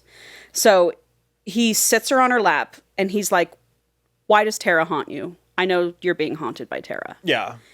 And he's like, I heard you talking to her today. But she doesn't answer. She just lays against him and she eventually falls asleep. And he carries her back inside and he sleeps next to her. And for the first time in a long time, he actually sleeps. They both do. Uh-huh. How about it? Is this a Stardew Valley fucking fanfic? Right? Again? 4 days later, none of them have touched her. They've decided internally that they're going to give her space, but they didn't tell her that. So she's like, Rejected. These fucking men have not been touching me and I'm Yeah. sick of it. And so she's horny. So she puts on this tiny little skimpy outfit. And while all the men are out there, her and Lincoln are like right at the RVs. And Lincoln's just like, she's watering some plants and she like hoses him down. And he God. goes, fuck it. And then he just grabs her, hauls her over his shoulder, brings her into the RV, slams the door, locks the door. And it's like, we fucking tried to give you space, Why bitch. lock the door? I know. Open door policy. Open door Open door policy. No loans refused. So we're like, he's like, I can't, I have to fuck you right now. So they do. He fucks her. And while he's fucking her, he locked her bedroom door, not the RV door. She hears all of the dudes come in. And he's like, oh no, don't fucking, we're not stopping. You fucking let them know what's happening in here. So he fucks her and she's like screaming. She's having like 5 orgasms. It's like crazy sex with this firefighter. Yeah, hot ripped firefighter. Oh God. At the end of the world. Uh-huh. Then 3 days later, 3 days of rainy weather, they can't really go outside or do anything. Well, what are we gonna do all days in this camper? They don't have sex. I kept reading it. I'm like, dumb. the book was edging me Yeah, obviously. hard. I was like, get to it. Yeah, get to it. So, but Lincoln does sleep with her every single night with his arms around her and she doesn't have her nightmares. So 3 days go by. She goes into the gym in the cave and she sees Grayson in there and he's got just slutty little basketball shorts on, low-waisted. He knows what I want. He's sun-kissed from being out in the garden. Yeah, he is. His V is on display, pumping iron. And she's like literally drooling it's watching on him. and popping. Yeah. And you know, Grayson, this is our golden retriever. Yeah. So, glistening with sweat. he like sets his fucking weights down all hard and stalks over to her. He's like, I'm in this fucking gym to get away from you. You understand that, right? Yeah, I'm trying to pump enough irons because I'm so horned up. I'm like, well, lift me up. He's like, you're driving me crazy. Let's do some squats. And then he just slams his mouth on hers and just starts saying dirty shit. That's your man. That's my man. That's your man. Obviously. And he turns her around. They have like a mirror. Turns her around against the mirror. He's like, put your fucking hands on the mirror. And he's like, I'm going to eat this ass until you beg me to fucking stop. Gets on his knees, spreads her cheeks, and gets to work. Thank God they've got running water. Oh, Jesus Christ. And she was like, I had no idea my sweet little golden retriever boy was a dominant. Yeah. And then he just fucks her like fucking crazy. Like ass eat all over the mirror. She can't hold her legs up there on the ground. Oh, he's just like, the handprints, the tip prints, the potty prints. Yes. He's just saying filthy, freaky shit to her. And then afterwards, he's just all sweet again. He's like, let me get you some water. Yep. The whole thing. And then when they're all done, they get back to the RV where everyone is. And then alarms start blaring on everyone's phones, Amber Alert style. And they're like, oh, there's been a breach. And then the rain just starts coming down in sheets. So we're like, great. Thunder. I mean, you know how loud rain. So it's like fucking chaos. Chaos. Well, that kind of sucks. A breach in the rain. So they get to where the breach is. And what they realize is a huge tree has come down. Fuck. So it's kind of panic going on right now. And she's like, there's an ATV, there's chainsaws, axes, get everything you need to do. Someone go get the ATV, bring that over here. And they're like, she's like, starts to try do shit. And they're like, no, we don't need you to do anything right now. And she's like, fuck you, I'm going to fucking help you. Yeah, this is my goddamn house. They're like, Kelsey, we don't think you're incapable. Just let us do this. You will distract us by being down here. We'll be worried about you getting hurt. Just let us do this. Where we need you is up in that guard tower picking off zombies. Okay. And she's like, okay, fine. Fine. Okay. I guess that makes sense. Fine. I hate when people are... Yeah, whatever. Right. Fine. So she does. She gets up there and just like hours go by. She's picking off zombies. They're chainsawing. It's really loud, but at least the rain is kind of like... dampening, or at least distracting a little bit. So she... is just drenched, cold, teeth chattering. It's a disaster. Finally, she comes down. She tells them, she's like, well, Tara came to her when she was up there. And Tara was like, what would you have done if you were here alone and that happened? And she was just like, I don't fucking know. I would have figured it out. It would have been hard, but I would have figured it out. Yeah. Anyway, so she tells them that night, she's like, thank God you guys were here. This would have really sucked if you weren't. And that night, since she's now had sex with Lincoln and Grayson, she's sitting there just like talking to Lincoln, and then in sneaks Grayson, and they make a Kelsey sandwich, and they sleep. Oh, she starts just a sleepy sandwich, not a fucky sandwich. Oh no, a fucky sandwich. She starts having a nightmare, and in her dream, the nightmare is that the tree came down. She was up there. She couldn't get down from the thing while she had to watch all of them get ripped apart by aliens. By aliens? I mean, zombies. Whoa. Sorry. I mean, that's a nightmare. That's a nightmare, too. By aliens? I'd be like, whoa. We got zombies, we got aliens? Just can't catch a break. By the zombies. So she wakes up fitfully, and Grayson and Lincoln are just like, shh. We know what'll calm you down. Let us take care of you. And so we get a hot little threesome action. I just mean, like... It gets in the dark. I'll tell you, as gay as it gets. Touching, this is as gay as it gets. She rides him reverse cowgirl while he licks her pussy. So he licked that dick a little bit. That's as gay as it gets. That's as gay as they want it to get. That's not as gay as it is up in my head. No. They're fucking honestly, and sucking. in my head, Kelsey's not even there. Well, for sure. Okay, so after that night, the dream freaked her out so much, she pulls away from them for like the next 4 or 5 days. Well, yeah, because she cares about them too much. Exactly. Locking her bedroom door. She doesn't joke around with them. They listen to her have nightmares every night, but her door's locked, so they can't help her. Finally, Oliver goes to her in the greenhouse, and she's like, I won't survive losing any more people I care about. So I can't do this to myself. You can't not care about people. She goes, also, I fucked Lincoln and Grayson. So it's your turn, Oliver. And he's like, so? It's the end of the world. Like, societal rules are not Let in go of play it, babe. anymore. Let There's go of no it. society. Right. Let go of these made up lost it. constructs. Yeah. And she's like, I just need to know if this is some game that you play with women. You find women and you share them. And that's when he tells her about Mia that I read to you earlier. Yeah. And he's like, no, we don't do this. Yeah. But this has happened. We have shared And before. it was a big bummer. And it was a big bummer. And he was like, if it scares you too much, that's fine. I understand that. I think we all feel very similarly about you. You scare us. We all really like you. But you just have to tell us. You have to let us in. Yeah. So she sits on it that night and talks to Tara. Oh, I bet she does sit on it. I wish she would. And she talks to Tara and she decides to go all in with the guys. The next day, they decide, she's like, you know what? We need to make a trip to reset the fireworks and the cannons. I was going to ask you about that. Yep. Because those obviously can't refill themselves. Right. So. Oh, actually, another question. What? What kind of zombies are these? Are these fast or They're not. They're slow. They're slow. They're slow and dumb. Okay. Yep. But they do travel in hordes. Yeah. You know. A big mass of them Yeah. still is going to be a nightmare. So they're planning a trip outside. And I already told you about the quarry. So anyway, the guys are trying to be what she thinks is macho, and they're like, "No, you stay here. We'll go do it." And she's just like, "That's simply just not happening. I'm going. You're coming with me, or you're not." No, we're doing a water buffalo formation. I'm in the center. You guys circle around me, and we move as a unit. For sure. Shut up. Hello. This is my house. And she's getting kind of sick of them treating her with kid gloves at this point. Yeah. Is what she feels like. She's like, "Fuck you. I've maintained this. I've been alive alone for over a year." And she keeps saying that.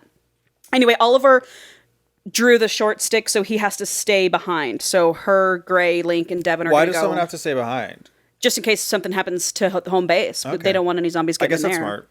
So on the way there, we come to a big, huge meadow filled with wildflowers, and Kelsey can't bring herself to walk through it.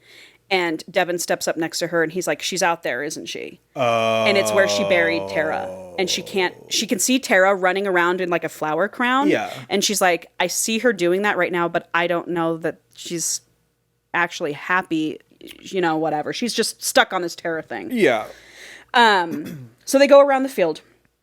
Anyway, make a long story short, after they get the cannons taken care of on the other side of the quarry, a big group of like maybe 15 zombies is coming at them.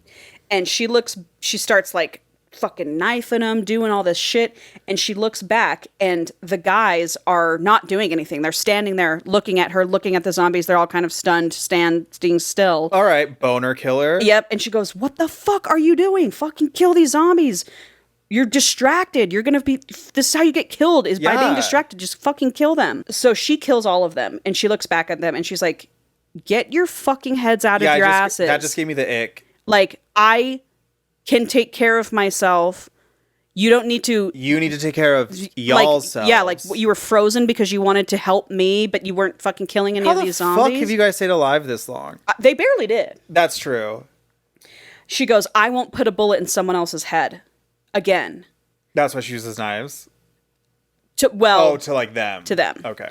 So she's pissed. She's storming off, walking 50 feet ahead of them all the way back, the 3-hour hike back. Well, they're a fucking liability. I can't believe they didn't do anything. Yeah. When she gets back to the sanctuary, she comes in there, and Oliver's like, "Oh, this girl's not happy. What's going on?" Ooh, you mad, huh? Ooh, you mad, huh? Yeah. Like, I could tell. Mm-hmm. And so she storms past him, and she's just, like, fuming, and Lincoln is standing there, and he looks at Oliver, and he's like, "Yeah, we fucked up.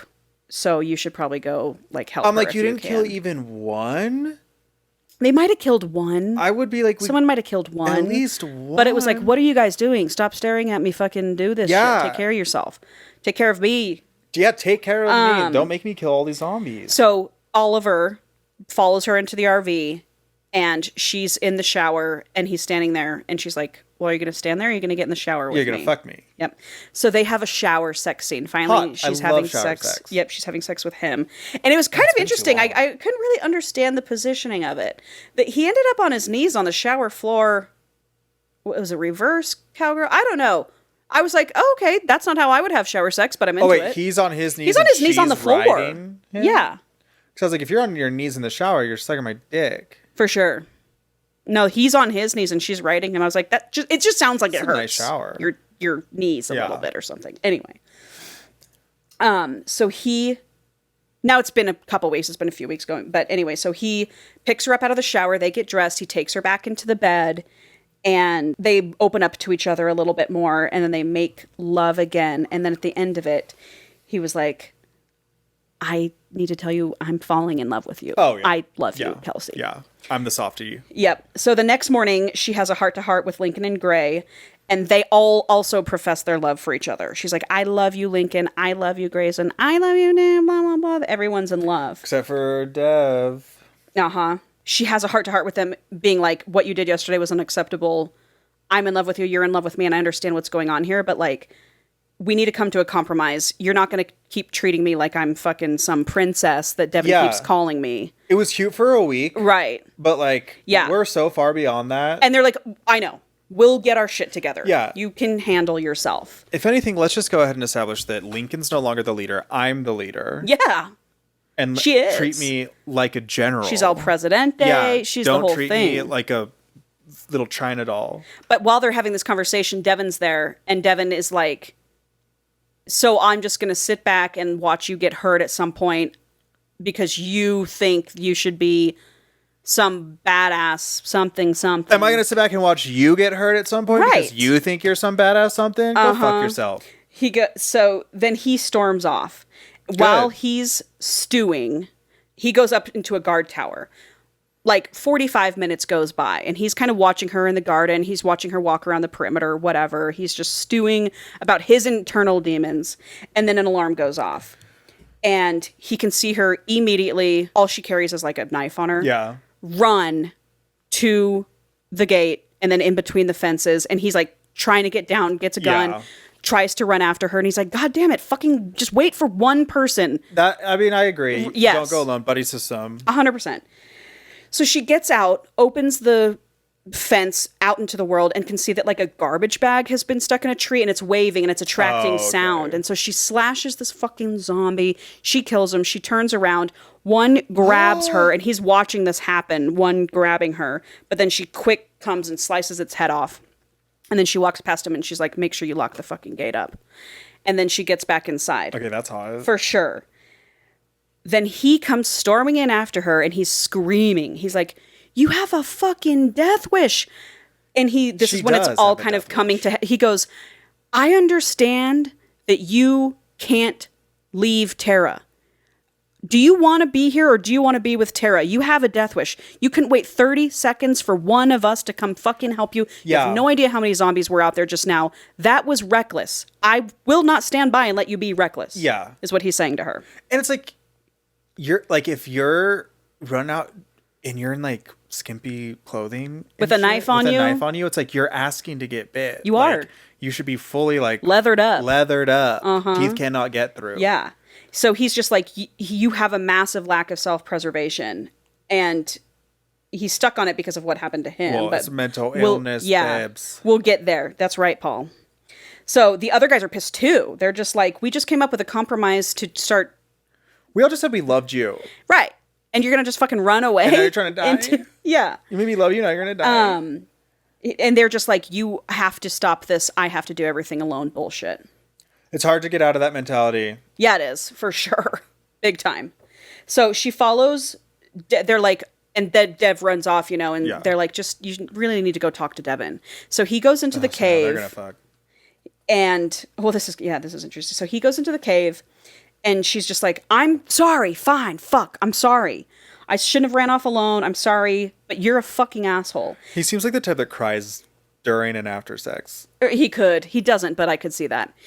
When she says that, but you're a fucking asshole, he picks her up and he like looks at her. He's like, I never said I wasn't. And then kisses her. Ooh, that would work for me. And then he cages her in along the wall. He starts hate fucking her like really fast. They start hate fucking each other.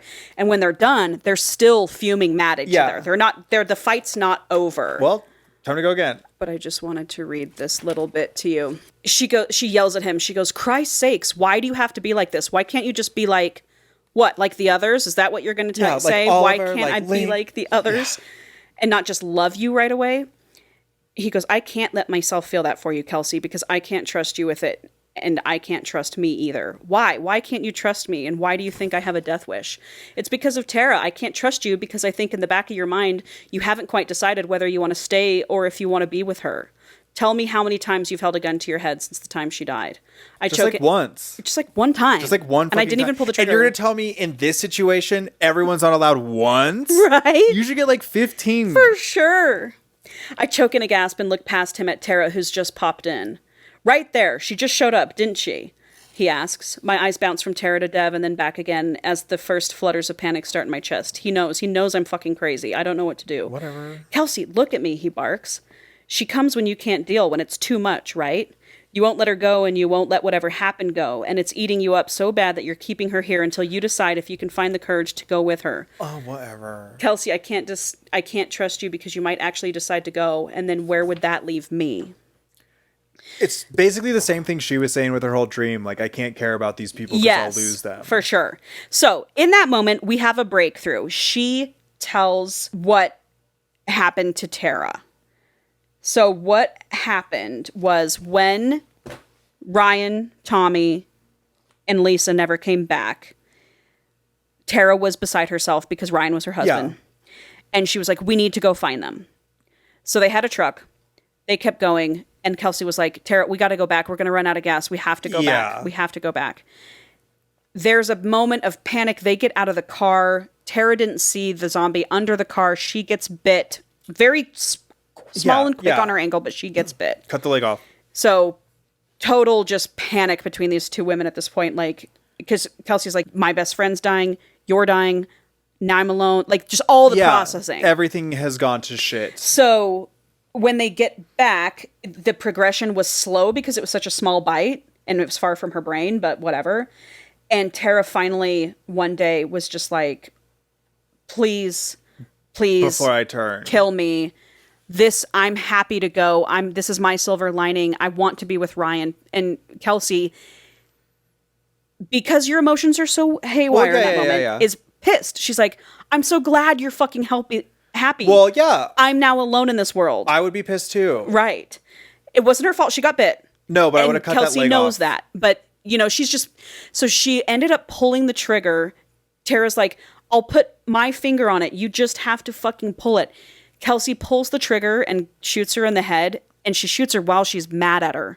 And so she hasn't been able to forgive Tara. She hasn't been able to forgive herself. It's okay. Right. It's okay. So I did cry in this moment when I read it because it was very sad. It was very sad. That is sad. You don't want to die on bad terms like that. So this entire time while she's word vomiting this to Devin, she's actually saying it to Tara.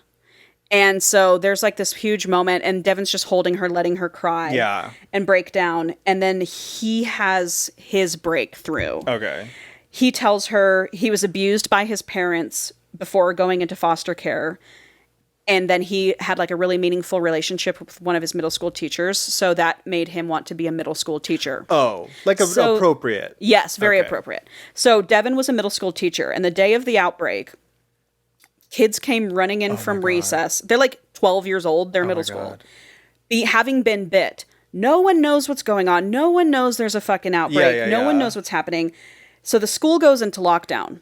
And this was something I didn't think about previously. Oh my God, they're all locked in there together. Well, some parents come to get their kids, but some parents who have already died, their kids are just left at the school with the teachers. That is believed. I know, and I was like, fuck, I never even thought about that. No one came to pick up. Their parents are already dead.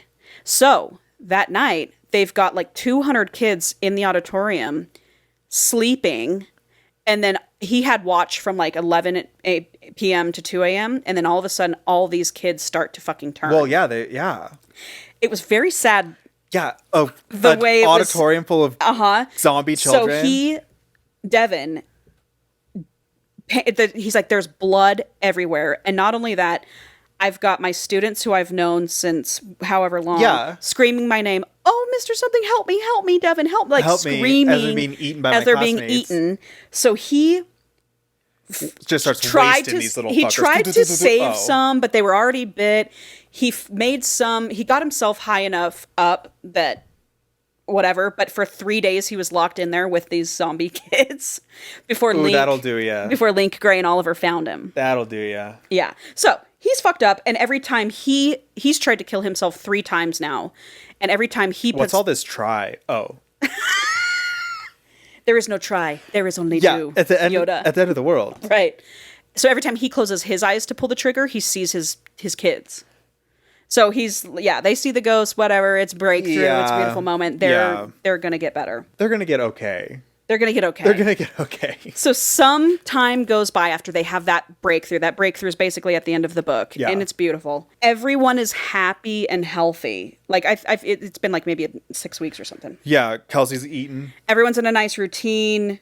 They're lucky to have found each other. Then one night, finally, we get a group session. Finally. This was not... The why choose is I would give this 2 chili peppers. Well, yeah, because, like, why choose? She's doing a lot of choosing. 100%. And there's a lot of group action. Yeah. So finally we get our group action, and there's no sword crossing, which I literally hated. That's crazy. It's like at least two of those men at least should be 100% and sucking each other's dicks There's while 4 of other them. people are Yes. going. What are you doing, standing around? Yeah, waiting That's your the whole point turn. of why choose. It's so no one's neglected. Yeah. Fools. Idiots. Fool's Paul. Anyway, there's no epilogue, but we do get a cut to several months later. She's walking around her garden holding her stomach. Obviously. Well, yeah, I mean, they were not Yeah. pulling out. Who knows who this kid is? They don't. They won't. She's in her 2nd trimester, and they're all excited at the thought of having a ton of kids. While they're walking around the perimeter of the fence, they're like, are we hearing children laughing? Oh, no. What is going on? And they stop, and they can hear children laughing, and they can hear some adults. And they're like, well, let's go check.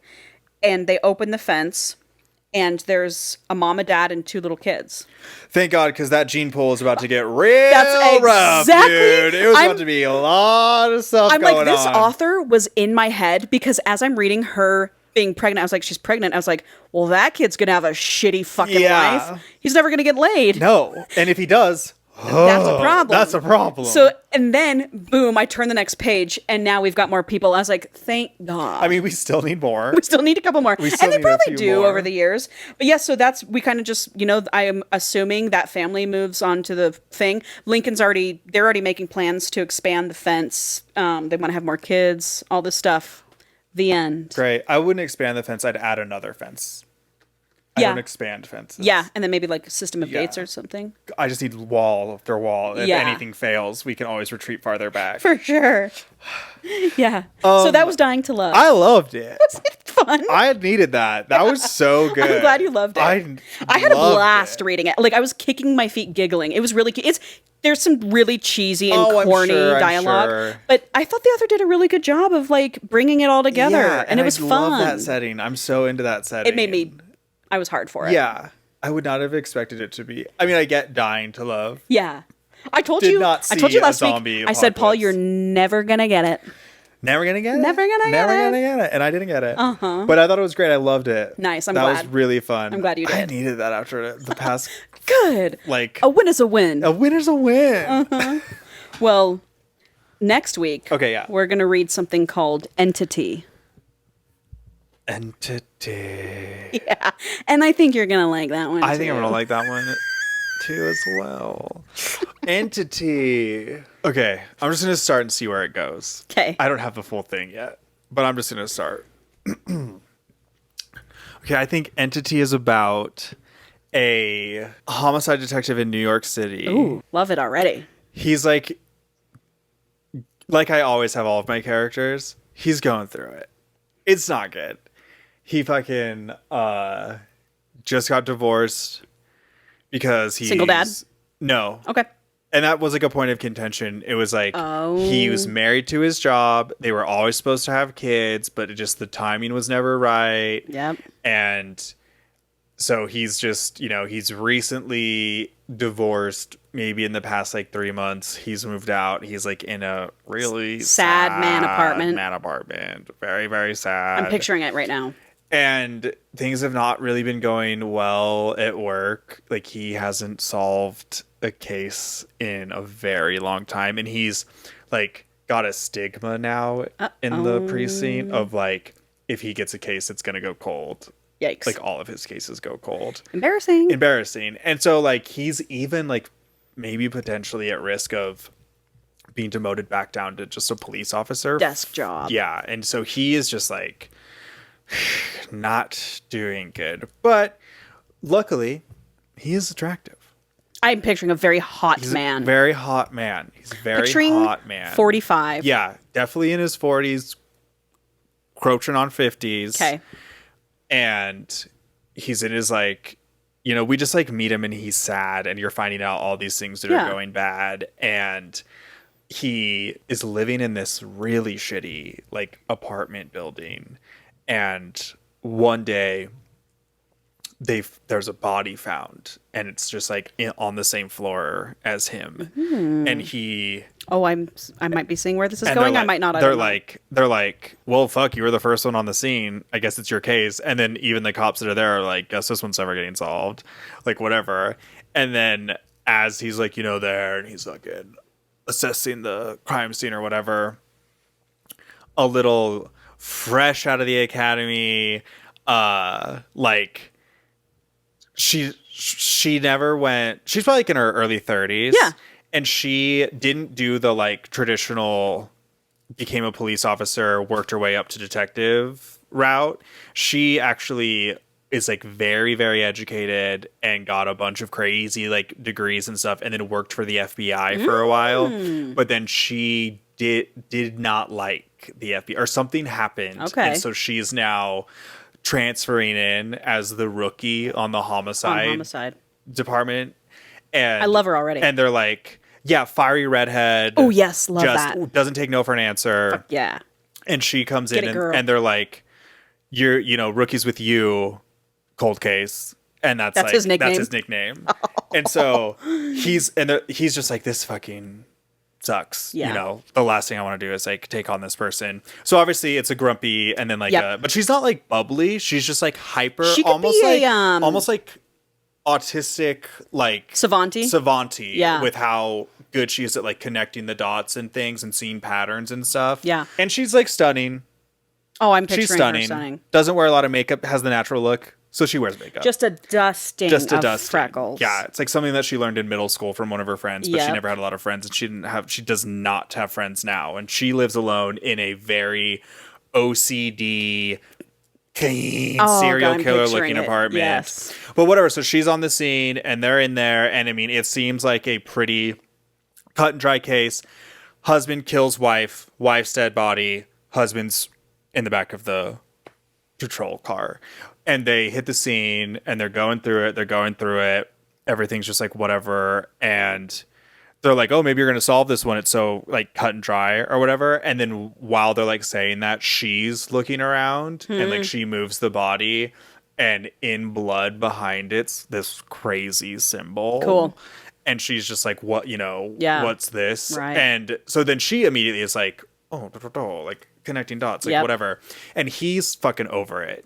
He's just like, it's a case that I'm about to solve. Oh, fuck We're off. not, you know, like, listen, rookie, stop looking for things. Like, for all we know, that's like a poster to something. Like, who knows what that's from? Sure, buddy. So whatever. So that's how she's like, okay. And like has to kind of step down to him. And so he solves his first case. And then they're like, oh, it's because the rookie was with you. And but then we get another one in that same building. And then we get another one. Yeah. And it's in his building. We find the same symbol. You are picking up what I'm putting down. And I'm loving it. Yes. And so she's starting to be like, okay, like we're on to something. And he's very like resistant to say that like something could be going on. And then it does move out of his building. Well, maybe they got another case. Yeah. You know, they do solve something, but then we come back and it's his building again. It's just like these places that whenever he goes to them, like there's some kind of thing where people are like, this fucking guy, he like has a history of the places that he goes to. But at this point, like we're, you know, going and they're like spending a lot of time together, obviously. And he came in being like, this chick doesn't know what she's doing. She's going to try and tell me like all this stuff. And I'm like not having that. So he came in very like walled up and she doesn't pick up on shit like that. She's just like, we're here working a case. So eventually, like late nights, they start to be like, there's a serial killer or something going on. Yeah. Like we're finding too many bodies, and then this symbol is either under the body or we find it in That's the not a vicinity. coincidence. And he's just like, okay, like I think you're right. Yep. I think there is a connection. But they can't find like any like information on the symbol that they keep finding or anything. But he just like kind of starts to watch her work and the way her mind works and the way that her like very dedication, attractive. the way that like people are shitting on her really hard because she's like, I think that there's, at first she's like, I think it's a cult. And then she's like, I don't think it is a cult. I think something like, but so she's getting woo with it where she's like, I think that something, because they're finding the killer every time they go to the case. There is someone there that did it. It would appear every single time. And so like, they're like, you're like, yes, we can't deny that these like symbols are happening, but like you thinking that like there's something that would connect all of these people that's like making them perform these murders. And she takes a long time to come to that theory, but she's just like, I don't know what to tell you. Like my analytical mind, this is the only way that this works. And just because you guys don't want to deal with the reality of this situation. So he just like starts to like really admire how smart she is, the fact that like people are shitting on her and she doesn't give her guns because he doesn't. Yeah. He caved in on himself and like became cold case. So like he's just very shocked about this. Yeah. So obviously there's like a spark of romance and it's really one-sided for a long time. Like we get his perspective and he starts to fall for her and he's pining for her, but she's so rigid that you don't get that. So then when he does like make his move, she melts. And we find out this entire time she's been like actively trying to not think about him because she's like this. Oh, that line you just said, the entire time. I love that trope. This entire time, that is a trope. Yeah, Gives me chills. where she's like, this entire time. She's like, I've studied you. I've looked at all your cases and like, I know you didn't solve them, but I don't think it was ever your fault. Like, I think you got the shit end of a stick for a long time. And so then they start fucking. Yeah. They get into a thing and they have to keep it a secret because they don't want to like conflict of interest, whatever. And they're on the case. They're on the trail. They keep having these like spooky run-ins because there is something's going on. They're interrogating the people that kill him and all of them are like, he came to me and made me do it. And they all have the same story. Yeah, he told me what to do. He came to me. Love that. And they're like, who? And then they can't say it. They're like terrified. They can't say it. And then whatever, long story short, which is fine. Eventually she follows the trail back and we end up back at his building. The building was built on ancient burial grounds. Or maybe it was in like Salem witch trials type stuff. I don't know. What? Hey, I don't know. This is what I think. Okay. She's going to follow the trail back to his building, back to his apartment, back to finding like a utility closet that she didn't know was there. In his apartment. And opening it and finding the symbols and everything plastered everywhere. And she's like, going to think it's him. And she's like, oh my God, it's him. And then he catches her. Could you imagine? And he's like, I swear to God, it's not me. I don't know how this got here. I don't know what's going on. Like, I absolutely am like totally whatever. And so then she's like torn because like every analytical thing in her head says, obviously it's him. And who knows what this means about his cold cases? Was he like all of this? And what we will eventually find out,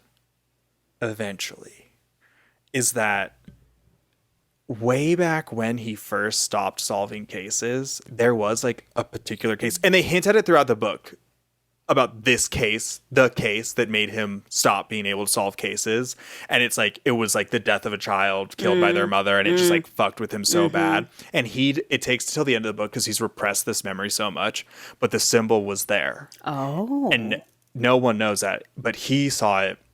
And in that moment, he was possessed by the entity. Oh, really? And the entity is hungry. Oh my God. And so he doesn't know that he hasn't exactly been doing all of these murders, but when all of the murder people were like, he came to me and he told me he's been going and like as the entity recruiting people and corrupting them and giving them the gun or telling them how to commit the crime. Like he's orchestrated he never pulled a trigger, but it was him as not him. How are they going to have a happily ever after? They don't. Wow. The happily ever after is that when they come to the realization that this is going on, he's gonna somehow, because of course they're gonna like go to some witchcraft shop, some seer who's gonna tell them things, and he's going to realize that the only way to kill the entity is for it to be contained in him and for him to die. And die in like a ritualistic way. So he's going to sacrifice himself at the end. And she like cannot compute it because it does not make logical sense, but it does. Everything. This is the only way that this all makes sense, is for it to not make sense. And she like has to watch him sacrifice himself to kill the entity, to stop the murders, to solve the case. Basically, it's like his ultimate, I'm solving all of these cases now. Yeah. And then we like the epilogue is just cutting to her 20 years later, a hardened non-HEA, everybody. Yeah, just like hardened homicide detective. Wow. And it's going to be like, oh, you got a new rookie with you today, blah, blah, blah, blah. And then also like those case files just came in from the crime scene. And then she opens it and there's the symbol. Ooh, end. Dang. That's what I think the entity is about. We'll fucking find out. And the whole book is just about trying to kill the entity. Wow. Or find the entity and then a way to destroy it. So that would actually not be categorized as a romance novel. That would be categorized as an erotic thriller. Okay. Because there's definitely like fucking. For sure. And there will even be romance parts where is like, not the romance. It's an underlying, you've got fucking, so it's erotic, but the romance is not the subplot. The main story, yeah. Yep. And there'll even be like things where in some of their encounters, he maybe slips in to the entity and has like rough dom sex that she's really into. Yeah. But that's like also how she starts to put it together that like it feels like he's someone else when we fuck like that. Okay. I'm very into that. I like that idea. Yeah. All right. Ooh, that was a fun one. That was a fun one. That was a good one. That was a good one. That went in good places. Yeah. All right. Well, we'll see next time what Entity is about. Yeah, I can't wait. That one sounds really good. Yeah, it should be fun. Okay. All right. Okay. Bye.